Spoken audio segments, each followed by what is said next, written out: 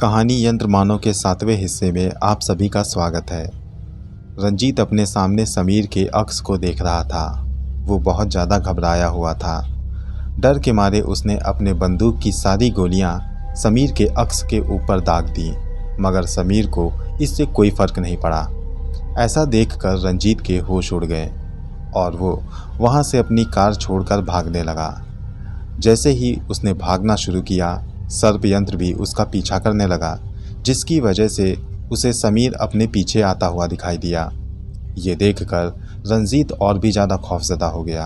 वो पूरी ताकत लगाकर वहाँ से भागने लगा। पागलों की तरह वो सड़क पर बचाओ बचाओ चिल्लाते हुए भाग रहा था। काफ़ी दूर तक वो यूं ही भागता रहा और समीर का अक्स भी उसका पीछा करता रहा। इस तरह से रंजीत भागते हुए काफ़ी दूर निकल आया और फिर उसे सामने आती हुई एक गाड़ी दिखाई दी। वो जानबूझकर उस गाड़ी के सामने चला गया, ज़ोर ज़ोर से हाथ हिलाकर उसे रोकने का इशारा करने लगा। गाड़ी में बैठे पुलिस ऑफिसर ने जब रंजीत को ऐसी हालत में देखा तो उसने अपनी गाड़ी रोक दी। गाड़ी से उतरकर वो रंजीत के पास आया। रंजीत को वो पहचान गया। कहने लगा, अरे रंजीत साहब, आप इस तरह इस वक्त सब खैरियत तो है? इस पर रंजीत कहने लगा, वो मेरे पीछे। इतना कहकर रंजीत चुप हो गया। पुलिस ऑफिसर ने कहा, क्या हुआ, बताइए कौन है आपके पीछे? रंजीत सोचने लगा कि अगर वो समीर के भूत के बारे में उसे बताएगा तो ऐसी बातों पर इंस्पेक्टर यकीन नहीं करेगा। उसने बात को बदलते हुए कहा, वो मेरे पीछे एक जंगली जानवर पड़ गया था। जंगली जानवर? ये कहकर पुलिस ऑफिसर इधर उधर देखने लगा। उसने टॉर्च मारी इधर उधर, मगर उसे कोई दिखाई नहीं दिया। कहने लगा, अब यहाँ पर कोई नहीं है। आप यहाँ पर इस वक्त क्या कर रहे हैं, वो भी पैदल? इस पर रंजीत ने कहा, मैं पैदल नहीं हूँ, एक मीटिंग से लौट रहा था तो मेरी गाड़ी ख़राब हो गई। मेरा ड्राइवर एक मैकेनिक को ढूंढने गया था। उसके बाद मैं बाहर निकलकर थोड़ी चहलकदमी करने लगा। वहीं पर एक जंगली जानवर ने मुझ पर हमला कर दिया। मैं अपनी जान बचाकर किसी तरह से वहाँ से भागा था। कौन सा जानवर था? पुलिस ऑफिसर ने पूछा तो रंजीत ने कहा, अंधेरे में मुझे दिखाई नहीं दे रहा था, मगर वो कोई बहुत भयानक जानवर था। मुझे तो बस अपनी जान बचाने की पड़ी थी। पुलिस ऑफिसर कहने लगा, कोई बात नहीं, मैं आपको घर तक छोड़ देता हूँ। और आपकी गाड़ी कहाँ है? रंजीत ने उसे बताया कि उसकी गाड़ी पिछले रास्ते पर है। पुलिस ऑफिसर ने अपने 2 हवलदारों को भेजकर गाड़ी रंजीत के घर में छोड़ने को कहा और खुद रंजीत को अपनी गाड़ी में बिठाकर उसके बंगले पर ले आया। बंगले पे लाने के बाद उसने रंजीत से कहा, रंजीत साहब, अगर आपको किसी भी चीज़ की ज़रूरत हो तो आप हमें ज़रूर याद करें। रंजीत ने कहा, आपका बहुत बहुत शुक्रिया, ज़रूरत होगी तो मैं ज़रूर आपको बुलाऊंगा। धन्यवाद। ये कहकर उसने इंस्पेक्टर को विदा किया। इंस्पेक्टर के जाने के बाद रंजीत अपने बंगले में दाखिल हुआ, मगर आज उसे अपने बंगले से खौफ आ रहा था। वो सोच रहा था कि वो बंगले के अंदर जाए या फिर ना जाए, क्योंकि उसे डर था कि फिर कहीं समीर का अक्स उसे दिखाई न दे। यही सब सोचकर वो बंगले के अंदर तो दाखिल हुआ, मगर अपने कमरे में नहीं गया। बाहर ही सोफे पर बैठकर वो आराम करने लगा। तभी उसका नौकर पानी लेकर आया। नौकर ने उसे बताया कि दोपहर में उसका दोस्त पीटर उससे मिलने आया था। जब उसने उसे यहाँ पर नहीं पाया तो वो वापस अपने होटल चला गया। वो अपना नंबर छोड़ गया है। दोस्त के आने की बात सुनकर रंजीत की आंखों में चमक आई। उसने तुरंत ही वहाँ पर फ़ोन मिला दिया। होटल से रंजीत की और उसके दोस्त की बात हुई। अपने दोस्त से बात कर उसने पीटर को फ़ौरन अपने बंगले में बुला लिया। रात को वो आना नहीं चाहता था, मगर बार बार इसरार करने पर पीटर रंजीत के बंगले में आ गया। रंजीत को अपने सामने देखकर पीटर बहुत ज़्यादा खुश था और रंजीत भी पीटर को देखकर बहुत खुश था। दोनों बहुत जिगरी दोस्त थे। दोनों एक दूसरे के बुरे कामों में एक दूसरे का साथ भी देते थे। पीटर को अपने सामने देखकर रंजीत ने उसे अपने गले से लगा लिया। कहने लगा, कैसे हो दोस्त? पीटर ने कहा, मैं ठीक हूँ, अपनी सुनाओ। रंजीत कहने लगा, मैं भी ठीक हूँ। रंजीत का उतरा हुआ चेहरा देखकर पीटर कहने लगा, मगर मुझे नहीं लगता कोई बात है। इतनी रात में तुमने मुझे क्यों बुलाया? क्या बात है, मुझे बताओ। अब उसके इतना कहने पर रंजीत ने उसे सारी बातें बयां कर दी कि किस तरह से उसने समीर को धोखा दिया। उसके बाद समीर उसे मारने आया और फिर उसके बाद उसे समीर का भूत दिखने लगा। ये सारी बातें पीटर बड़े गौर से सुन रहा था। सारी बातें सुन लेने के बाद पीटर ने रंजीत से कहा, रंजीत, मेरा तो भूत प्रेत पर कोई विश्वास नहीं है, मगर मैं तुम्हें भी अच्छी तरह से जानता हूँ। तुम इस तरह से यूं ही कोई बात नहीं कहोगे, ज़रूर कोई ना कोई बात है। हो सकता है कि ये भूत प्रेत का मसला हो, या ये भी हो सकता है कि तुम थके हुए हो। सब कुछ ठीक तो है ना? इस पर रंजीत कहने लगा, मैं थका हुआ नहीं हूँ।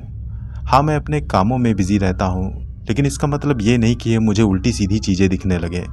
मैं अपने सामने साफ साफ उसके अक्स को देख पाता हूँ, उसके रूह को देखता हूँ। पीटर कहने लगा, अगर ये बात है तो मैं तुम्हारे साथ ही रुकूंगा। मैं देखता हूँ कि कौन है जो तुमको परेशान करता है। अगर ये कोई रूह का मामला है तो उसका भी निपटारा किया जाएगा। अगर दुनिया में रूहों का अस्तित्व है तो रूहों का इलाज करने वालों का भी अस्तित्व है। जो लोग ऐसी चीज़ों को देखते हैं, हम उनके पास मदद मांगने चलेंगे, मगर पहले हमें ये देख लेना चाहिए कि वाकई में कोई रूह है या फिर ये सिर्फ तुम्हारे दिमाग का वहम है। तुम स्ट्रेस मत लो, मैं तुम्हारे साथ हूँ, और अब तुम अपने आप को बिल्कुल सुरक्षित समझो। उसके इतना कहने पर रंजीत ने चैन की सांस ली। उस रात दोनों ने उसी बंगले में गुजारी। उस रात को रंजीत के साथ कोई भी अजीब वाक़या पेश नहीं आया। दोनों ने रात भर ढेर सारी बातें की। रंजीत ने बातों ही बातों में पीटर को बताया कि उसने समीर के जाने के बाद फैक्ट्री के मालिक के साथ काम करना शुरू किया और फिर उसे धोखा देने लगा। उसे इतना ज़्यादा धोखा दिया कि उसे बर्बाद ही कर दिया, और फिर धोखेबाजी से उसने फैक्ट्री को अपने कब्जे में कर लिया। फिर धीरे धीरे पैसे कमाने की हवस में वो गलत रास्ते पर उतर आया। अब देश को मिटाने का सपना देखने वाले उग्रवादियों का वो साथ देने लगा। उनको दूसरे देश से यहाँ पर लाने की सुविधा कराना, उनको हथियार देने की सुविधा, इन सब कामों में वो मशरूफ़ था, और इन सब कामों के उसे बहुत ज़्यादा पैसे मिलते थे। उस कपड़े की फैक्ट्री जिसमें समीर काम करता था, उसमें भी अब कपड़े की आड़ में गैर कानूनी हथियार और नशे की चीज़ों का धंधा होता है। ये सारी बातें वो पीटर को बता रहा था। दूसरे दिन उसने पीटर को अपने सारे अड्डों के बारे में बताया जहाँ पर वो गैरकानूनी काम करता था, मगर वो ये भूल रहा था कि पीटर के अलावा कोई और भी था जो उसके इन अड्डों की जानकारी अपने पास रख रहा था। सर्प यंत्र वो सब कुछ देख रहा था, जो कुछ वो पीटर को दिखा रहा था। वो उसकी गाड़ी में बैठकर हर जगह गया, हर जगह की फ़ोटो क्लिक की, और उसके द्वारा यंत्र मानव और समीर भी अपनी लैब में बैठकर सब कुछ देख रहे थे। जब रंजीत अपने दोस्त पीटर के साथ वहाँ से वापस अपने बंगले में आ गया, तब यंत्र मानव और समीर एक दूसरे से बातें करने लगे। समीर ने यंत्र मानव से कहा, ये तो बहुत खतरनाक इरादे को अंजाम देने वाला है। इस तरह से तो ये देश को खोखला कर देगा। ये बहुत ही कमीना इंसान है। इस पर यंत्र मानव ने कहा, तुम्हारा क्या इरादा है? अब तुम बताओ, आगे हम क्या करें? इस पर समीर कहने लगा, आगे यही करना है कि इसके सभी अड्डों को बर्बाद कर देना है, इससे पहले कि ये देश को खोखला करे, हमारे देश के नौजवानों को इधर उधर भटकाए। हमें इसे ही बर्बाद कर देना है और इसके दिल में खौफ भी कायम करना है। मुझे अपनी बेगुनाही भी साबित करनी है। जब तक ये सब हो नहीं जाता, मैं चैन की सांस नहीं लूँगा। इस पर यंत्र मानव कहने लगा, तो फिर फिक्र मत करो, आज रात को इसकी बर्बादी शुरू होगी। अभी तक तो इसने खौफ का आलम ही देखा है, बर्बादी क्या होती है अब इसे पता चलेगा। समीर कहने लगा, वो कैसे? इस पर यंत्र मानव ने कहा, मैं आज रात को यहाँ से निकलूँगा और इसके 2 अड्डों को तबाह कर दूँगा। ये तबाही इसको बहुत ज़्यादा नुकसान पहुँचाएगी, और उधर सर्प यंत्र उसे तुम्हारी रूह के रूप में डरवाएगा, जिससे वो उस पर दबाव डालेगा कि वो अपने गुनाहों को कबूल करे और बताए कि उसने तुम्हें फंसाया था, और अगर उसने नहीं माना तो हम अगले दिन फिर उसकी फैक्ट्रियों को उड़ा देंगे। हमें कोई नहीं रोक सकता। इनके गोले बारूद हमसे आगे नहीं हैं। यंत्रमानों की बात सुनकर समीर कहने लगा, तो फिर ठीक है, आज रात से इसकी बर्बादी शुरू करते हैं। ये कहकर दोनों रात होने का इंतजार करने लगे। इधर रंजीत ने अपने दोस्त पीटर के साथ सारा दिन मौज मस्ती करके रात में अपने बंगले में वापसी की और चैन की नींद सोने लगा। अब उसे डर नहीं था किसी का, क्योंकि उसका दोस्त पीटर उसके साथ था। मगर वो ये नहीं जानता था कि उसी रात से उसकी बर्बादी का इंतजाम किया जा चुका था।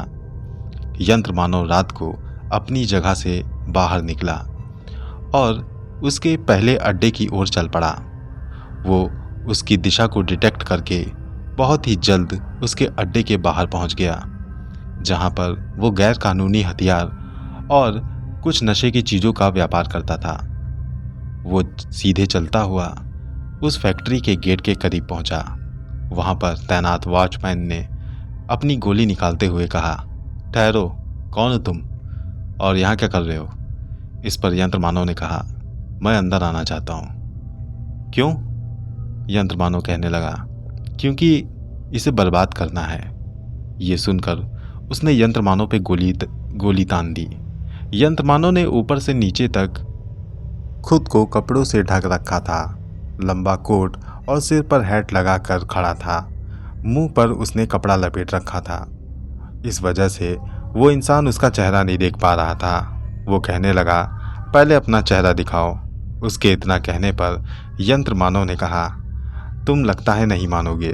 और ये कहते हुए ही 1 सेकंड के अंदर उसने उस वॉचमैन का हाथ तोड़ दिया और फिर एक जोरदार लात गेट पर मारी।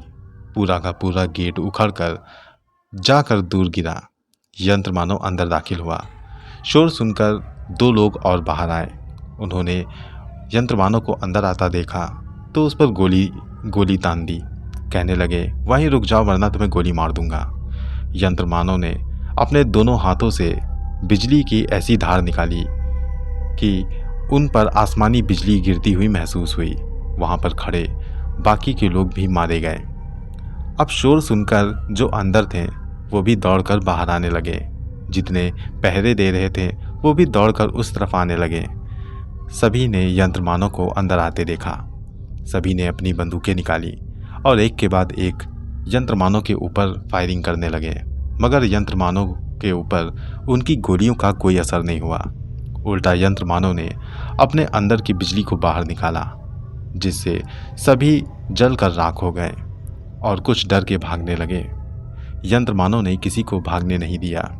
किसी को बिजली से मारा तो किसी को अपने दोनों हाथों के बीच कुचल डाला। यंत्र मानव ने कुछ ही देर में वहां पर तैनात सभी इंसानों को मार डाला, क्योंकि वो सभी अपराधी थे। उसके बाद यंत्र मानव ने उस फैक्ट्री में आग लगा दी। आग लगते ही उसमें धमाका होने लगा और कुछ ही पल में वो फैक्ट्री नेस्तनाबूद हो गई। यंत्र मानव वहाँ से निकलकर रंजीत की दूसरी फैक्ट्री की ओर गया और वहाँ भी पहुंचकर वो गेट के पास जाकर खड़ा हुआ। वॉचमैन ने रोकने की कोशिश की तो बिना कुछ सोचे यंत्र मानव ने उसे जान से मार दिया। फिर गेट तोड़कर वो अंदर दाखिल हुआ। वहाँ के पहरेदारों ने यंत्र मानव को रोकने की कोशिश की तो यंत्र मानव ने सभी की हड्डियां बिस्किट की तरह तोड़ दी और फिर वो अंदर दाखिल होने लगा। धीरे धीरे उसने वहाँ पे तैनात सभी लोगों को मौत की घाट उतार दिया और फिर अपने शरीर से बिजली निकालकर वहाँ भी आग लगा दी। वहाँ पर गोले बारूद होने की वजह से तेज़ धमाका होने लगा और कुछ ही पल में वो फैक्ट्री भी नेस्तनाबूद हो गई। यंत्र मानव वहाँ से वापस अपनी जगह पर आ गया।